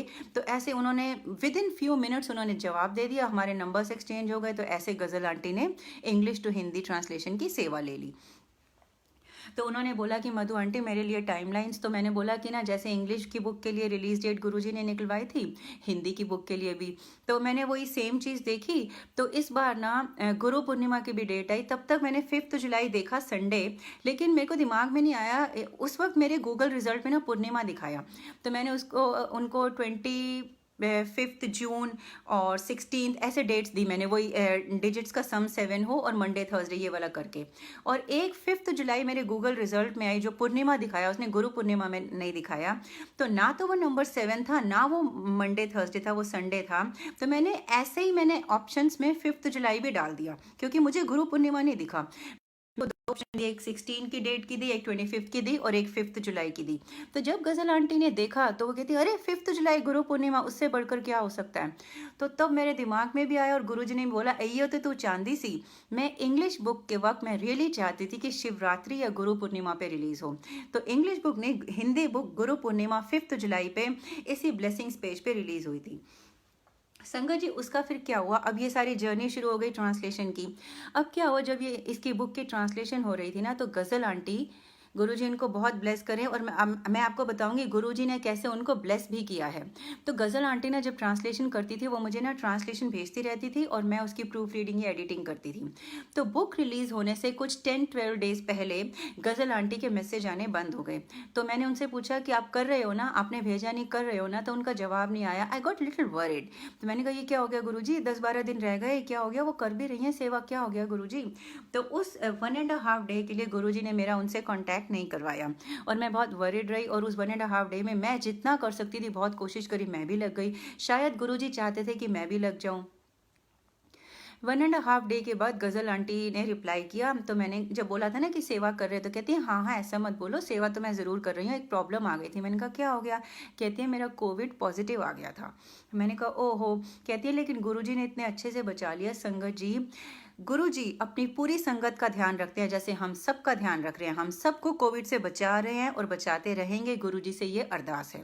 गुरुजी अपनी संगत का हमेशा ध्यान रखते हैं, और वो तो सेवा कर रही थी, ऐसा हो सकता था गुरुजी कुछ होने दें? तो वैसा ही हुआ। गुरुजी ने उनको ना बहुत ही माइल्ड सिम्टम्स आए। वो पीजी में रहती हैं 3-4 लोगों के साथ। उन सब लोगों को ना इतने mild symptoms, loss of taste and loss of smell और हल्की सी बॉडी पेन। तो उन्होंने इतना स्ट्रॉन्ग डीओ लगाया, उसकी फ्रेग्रेंस तीनों चारों को नहीं आई। उनको डाउट हुआ, उन्होंने जब चेक कराया तो कोविड पॉजिटिव था। उन्होंने पीजी में ही सेल्फ क्वारंटीन करके 10 दिन के बाद she was fine, hello and hearty. कैसे माइल्ड सिम्टम्स देके गुरुजी ने उनको कोविड से बचा लिया। तो गुरुजी का बहुत बहुत शुक्राना गज़ल आंटी को और उनके सारे कंपेनियंस को जो पीजी में उनके साथ रहते हैं, उनको बचाने का। तो गुरुजी ने उनको कोविड से बचाया, फिर वो फिर से लग गई इस पे। अब क्या हुआ संगत जी, जब काम शुरू हो गया ना, तो 1 वीक पहले मैंने गुरुजी को बड़े ही दिल से बोला। मैंने कहा गुरुजी हिंदी की बुक कैसे रिलीज़ कराओगे? मेरे मन में कोई ख्वाहिश नहीं थी, लेकिन मुझे समझ में नहीं आ रहा था ये कैसे रिलीज़ होगी। इंग्लिश की बुक तो क्या था, मन में आया था। और जो हमारे रिस्पेक्टेड सुनंदन अंकल हैं, मैंने उनको बोला था कि अंकल आपसे बढ़कर क्या हो सकता है, तो मैं आपको भेजूंगी। तो उन्होंने व्हाट्सएप ग्रुप पे डाल दी थी। वो भी मेरे लिए बहुत ही अच्छा जरिया था रिलीज़ करने का। अब हिंदी की बुक के वक्त ना समहाउ आ रहा था कि ना और किसी तरीके से, और सुनंदन अंकल तो हिंदी कम जानते, वो भी समहाउ मन में आ रहा था। मैंने कहा गुरुजी हिंदी की बुक कैसे रिलीज़ कराओगे? ये बुक रिलीज़ होने से 1 वीक पहले गुरुजी के स्वरूप के सामने बैठ के ये ऐसे कह के, कुछ समझ में नहीं, मतलब ये नहीं पता था क्या चाहिए मुझे, बस कैसे रिलीज़ कराओगे ये क्वेश्चन करके मैं सो गई। और अगले दिन मॉर्निंग में सोनिया कथोरिया आंटी, गुरुजी उनको बहुत ब्लेस करें, हमारी प्यारी सोनिया कथोरिया आंटी जो ब्लेसिंग्स को चला रही हैं सारे टीम मेंबर्स के साथ। तो सोनिया कथोरिया आंटी जिन्होंने पहले मेरे से कभी कांटेक्ट नहीं किया था, तो सोनिया कथोरिया आंटी तब तक मुझे नहीं जानती थी। तो वो अचानक से वो आई, कहते जय गुरु जी मधु आंटी, मैं सोनिया कथोरिया हूँ ब्लेसिंग्स पेज की, और हमें अपना सत्संग कब सुना रहे हो? और फिर वो कहती हैं कि आपकी हिंदी की बुक हम अपने ब्लेसिंग्स पेज पे रिलीज़ करेंगे। I was like oh my God, it can not be a coincidence. मैं कल शाम को ये कह के गुरुजी को ये पूछ के सोई हूँ कि गुरुजी हिंदी बुक कैसे रिलीज़ कराओगे? तो मैंने कहा आपके थ्रू गुरुजी ने कितना अच्छे से मेरे को आंसर कर दिया। तो गुरुजी का बहुत शुक्राना, सोनिया आंटी का एंड ब्लेसिंग्स पेज की पूरी टीम का बहुत थैंक्स। तो ऐसे सोनिया आंटी ने बोला कि ब्लेसिंग्स पेज पे हम आपकी बुक रिलीज़ करेंगे, तो गुरुजी ने वो भी सुन लिया। अब क्या हुआ संगत जी, जब रिलीज़ होनी थी 5 जुलाई को, उससे 3 दिन पहले क्या था, आई was really running short of time. ध्यान से सुनना इस सत्संग को, कैसे गुरुजी हमारे जवाब देते हैं। गुरुजी हमारे अंग संग रहते हैं, इस वक्त भी हैं, आप लोगों के साथ भी हैं। बी माइंडफुल ऑफ दैट कि आप सबके साथ गुरुजी हैं, हर वक्त हैं, इससे पता चलेगा। क्या हुआ, 3 दिन रह गए थे बुक रिलीज़ होने को। I was running short of time, मेरे ऑफिस के प्रोजेक्ट डेडलाइंस थी, और हिंदी बुक में बहुत सारे सत्संग रह गए थे एडिटिंग करने को। यहाँ एडिटिंग का मतलब है स्पेलिंग चेक, मुझे स्पेलिंग चेक्स करनी थी। तो मैं एक दिन क्या हुआ, जब अपना ऑफिस का कंप्यूटर बंद किया और यहाँ पे 5:30 PM थे। 5:30 PM पे ना जूम के ना जो बड़े मंदिर के सेवादार चलाते हैं, जूम पे लाइव सत्संग शेयरिंग सेशंस होते हैं। मैं एवरीडे 5:30 वो सुनती हूँ। मैं कई बार काम करती रहती हूँ, हेडफोन लगाती हूँ और वो सुनती रहती हूँ, लेकिन मैं एवरीडे सुनती हूँ जितना पॉसिबल हो सकता है। तो उस दिन भी रिलीज़ होनी थी हिंदी की बुक, उससे 3 दिन पहले when I was running short of time, office का काम बंद किया, कानों में हेडफोन लगाया, हिंदी बुक का काम शुरू किया। मन में गुरुजी को बोला, गुरुजी मैं टेंशन नहीं ले रही, अभी बहुत सारे सत्संग रह गए हैं स्पेलिंग चेक को, जो हो जाएंगे, 2-3 रह भी जाएंगे तो मैं रहने दूंगी। क्या बोला मैंने, गुरुजी मैं टेंशन नहीं ले रही, बहुत सारे सत्संग है स्पेलिंग चेक एडिटिंग करने को, जो हो जाएंगे तो हो जाएंगे, 2-3 अगर रह भी जाएंगे तो मैं रहने दूंगी। तो संगत सब समझती है। मेरे हस्बैंड भी ड्राइंग रूम में, तो कहते हैं हाँ हाँ मधु, संगत सब समझती है। तो मैंने ये गुरुजी को बोला, हेडफोन लगाया, बड़े मंदिर के सत्संग सुने। सबसे पहला सत्संग जो गुरुजी ने मुझे सुनवाया ना, मैं सुन के हैरान हो गई, मुझे बिलीव नहीं हुआ। एक ओल्ड संगत हैं जीतू अंकल, क्योंकि गुरु पूर्णिमा आ रही थी तो जूम पे भी वो ज़्यादा से ज़्यादा ओल्ड संगत को ला रहे थे सत्संग सुनवाने के लिए। तो जीतू अंकल अपना सत्संग शेयर कर रहे थे। वो कह रहे थे कि जब गुरुजी चोले में थे ना, और गुरुजी को ये तो पता था कि वो चोला छोड़ने वाले हैं, तो गुरुजी ना संगत को ना रैंडमली बोलते थे, तू अपना सत्संग सीडी विच लेके आई, तू अपना सत्संग सीडी विच लेके आई, और वो सीडी ना गुरुजी जीतू अंकल को दे देते थे। और जीतू अंकल का नाम ना हिंदी की दिव्य आभा मेरे पास पड़ी है, उसमें तो है ही, उन्होंने ही सारे सत्संग जो हैं एडिटिंग या पब्लिशिंग जो भी उनका काफ़ी हाथ है। बहुत अच्छे से उन्होंने सेवा करी। गुरुजी उनको बहुत ब्लेस करें। तो जीतू अंकल को गुरुजी बोलते थे कि सत्संग ले लें। कई बार तो संगत को बोलते थे कि जीतू अंकल दे घर जाके सीडी दे के आ। रात को बोलते थे और ये बोलते थे अंदर नहीं जाना। और संगत जीतू अंकल के यहाँ रात को जाती थी और बाहर से नॉक करके सीडी दे के आ जाती थी। और अगले दिन जीतू अंकल उस सत्संग पे काम भी करते थे। अब जब ये जूम पे जीतू अंकल सत्संग शेयर कर रहे हैं ना, ये बता रहे हैं और फिर ये कहते हैं कि ना ओ आंटी या अंकल ओ सत्संग लेके आई सीडी विच मैनू दित्ती ते गुरुजी खड़े सी, गुरुजी मैनू कान च कहंदे ने स्पेलिंग चेक कर लई। ओ माय गॉड, मैंने अभी थोड़ी देर पहले बोला है कि गुरुजी 2-3 सत्संग रह जाएंगे स्पेलिंग चेक को तो मैं रहने दूंगी, मैं टेंशन नहीं लूंगी। और यहाँ सत्संग सुना के गुरुजी मेरे को इनडायरेक्टली क्या, इससे डायरेक्टली क्या हो सकता है, स्पेलिंग चेक कर ली। तो मैंने कहा ओ गुरुजी, तो मैंने कहा ठीक है गुरुजी, मैं कोई भी सत्संग स्पेलिंग चेक के बिना नहीं छोड़ूंगी। तो वाकई मैंने, गुरुजी ने हिम्मत दी, कोई भी सत्संग स्पेलिंग चेक के बिना नहीं छोड़ा। तो गुरुजी की कृपा से ऐसे गुरुजी ने हर स्टेप पे गाइड किया। एक और छोटा सा सुनाऊंगी जो आप में से काफ़ी लोगों ने सुना होगा, वो बुक मेकिंग जर्नी का इंपॉर्टेंट हिस्सा है। मेरा बहुत मन कर रहा है वो सुनाने को, इसलिए सुनाऊंगी। क्या हुआ, जब इंग्लिश की बुक बन रही थी ना, तो मेरे ब्रदर ने, मेरे सुनील अंकल ने मेरी बहुत हेल्प करी। गुरुजी इनको बहुत ब्लेस करें। टेक्स्ट मैं कंप्लीट करती थी, जो फॉर्मेटिंग डिज़ाइनिंग थी ना वो करते थे। तो उन्होंने जब देखा ना, कुछ सत्संग से बाद मैंने ना पोइम्स टाइप डाल रखी थी, तो उन्होंने देखा तो उनको लगा मैंने कहीं से उठा के डाल दी। तो मैंने बोला नहीं नहीं, ये मैंने खुद लिखी हैं, मतलब गुरुजी ने लिखवाई हैं। तो तब मुझे रियलाइज़ हुआ कि ना संगत को पता चलना चाहिए कि ये मेरा भाव है। पोएम्स मैं अपने आप नहीं लिख सकती जब तक गुरुजी की मर्जी ना हो। लिखवाई गुरुजी ने, लेकिन ये मेरा भाव है, मैंने लिखी, मैंने कहीं से उठाई नहीं है। मतलब मैं ये लिखना चाहती थी कि कंपोज बाय मधु मदान सेवादार, लेकिन मैं कोई क्रेडिट नहीं लेना चाहती थी, मैं बोस्ट नहीं करना चाहती थी। तो मेरे ब्रदर ने भी बोला हाँ फिर तो लिखना चाहिए कंपोज बाय यू। तो मैंने कहा कि ना, फिर मैं ब्रदर का फ़ोन रख दिया, हमने ये डिसाइड कर लिया कि कंपोज बाय आएगा। तो मैं गुरुजी से बोल रही हूँ, गुरुजी के स्वरूप के सामने बैठ के, तो मैंने कहा गुरुजी कंपोज बाय गुरुजी सेवादार मधु मदान लिखूंगी सिर्फ इसलिए ताकि लोगों को पता चले मेरा भाव है। लेकिन लिखवाई आपने, महिमा आपकी, सब ग्रेस आपकी, एप्रिसिएशन आपकी, सब आपको जाना चाहिए गुरुजी। मुझे ना कुछ लिखना है कि सब आपको जाना चाहिए, करवाने वाले आप हो, कि सारी तारीफ आपकी है, सब कुछ आपको जाना चाहिए। तो इंग्लिश की बुक के वक्त मैंने ये बोला, और ना मैं सोच रही थी क्या लिखूं, मुझे कुछ समझ में नहीं आ रहा था कि क्या फ्रेज लिखूं जिससे ये पता चले कि सारी तारीफ गुरुजी की, सब गुरुजी को जाना चाहिए, उन्होंने ही लिखवाया है, मैंने तो सिर्फ लिखा है, मेरे हाथ चले हैं।